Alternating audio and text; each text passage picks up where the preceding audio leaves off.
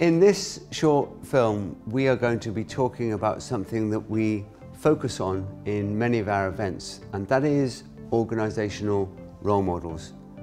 Both in terms of organisational role models that we look at, maybe admire, maybe respect, maybe aspire to be like, and also the way in which you can become an organisational role model in whatever function that you fulfil in your organisation. There are all sorts of different circumstances that will determine what sort of organisational role model that you need to adopt, adapt, apply. It could be the type of work that you do. It could be the location of where you work. It could be the organisational culture. It could be your peers. It could be all sorts of things. It could be who you want to be.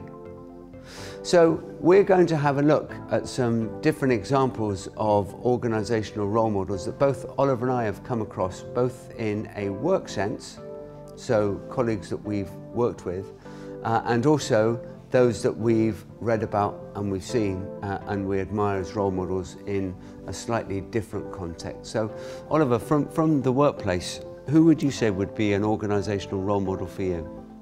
My most recent boss was somebody who I was very much on the same page with. We were both, I guess, quite demanding and driven people, but kept an eye on the bottom line, and we were both very honest with, you know, whether it be a well done or any other sorts of conversation. We all led with honesty and integrity, and he's somebody I enjoy a good friendship with now, and an all-round very good guy, and somebody I learned a lot from.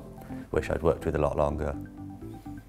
So from Oliver's example there, we had respect, we had integrity, we had honesty, we also had friendship as being aspects of that role model scenario that we've just heard a little bit about. In my experience, there's been role models at all sorts of different levels that I've thought, do you know what, they are just exactly right for that position of work. In one of my clients' operations based up in the northeast, there's a team of people that work together, and as a team they are collective role models, and the reason for that is they're lovely people to work with. They are incredibly demanding, as am I, as part of our supply chain to the students that we look after. We are always very honest with each other.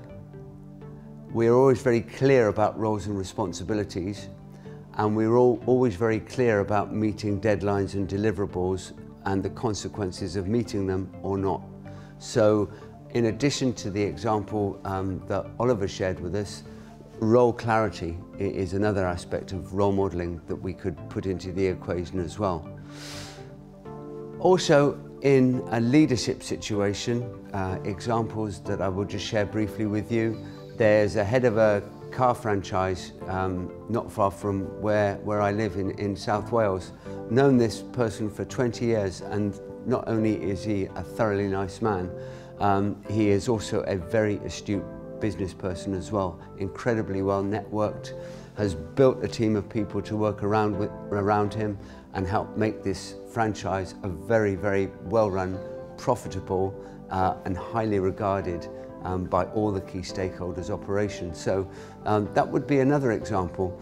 And in a very different context, one of my old bosses, going back a little while now, he was a role model as well, because all the other attributes we've heard about were there, and they were there big time in terms of honesty, integrity, demanding, driven, all of that. But this aspect was very different, and it stayed with me a long time, and it's something that I've always tried to do with other people that I've worked with as well, and that was being there at a time of emergency. Because I always remember my boss's words at the time. He just said, leave everything, go, I will sort it out. Just like that. The rest of the scenario is not for now, but that was a very positive example for me of role modelling, because I thought somebody just took control, eased the situation, I could go and do what I needed to do. Very powerful, very different dimension as well. The sorts of things that you'll be able to think about if you come on our events about role modelling, who you've seen, who you aspire to, who you'd like to be like, and who you can become one day, perhaps, or not, depending on how you judge the people that you work with. But there are other examples as well from perhaps the world of sport or from the world of business that we look at and think, gosh, they are really good at what they do, role models. And Oliver, you've got an example to share with us. Yeah, I always respect Sir Alex Ferguson's methods of leadership, aside from what he achieved over a very long period, keeping multi-millionaires motivated and recycling his group of players over several time periods, 3-4 times, and still achieving such success is something that I certainly admire.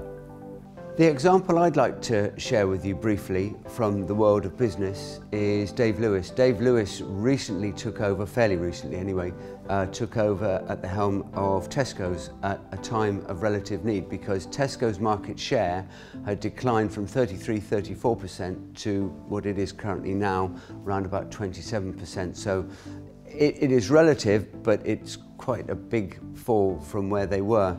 Some huge decisions needed to be made in terms of where Tesco's were represented, globally or UK, and there's been huge retrenchment back towards the UK.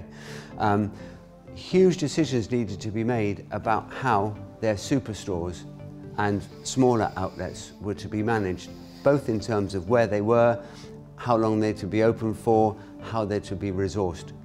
Huge decisions were and are being made about their online operations and their click and collect operations, and actually what they are going to provide for their customers. And core to all of this was putting the customer first in terms of everything that Tesco was now to do, now and looking forward. On our events, you'll have the opportunity to explore different attributes of role modelling at all levels of an organisation, both in terms of examples that we'll share with you and examples that you can share with us from your own organisation. You'll also have the opportunity to learn about what you can do in terms of continuing to be a role model, and perhaps explore different ways in which you can be a role model slightly differently, or perhaps in a more enhanced way when you return back to your place of work after our events. Please have a look at our website, www.djlearning.co.uk, and find out a little bit more about what we do. Thank you very much.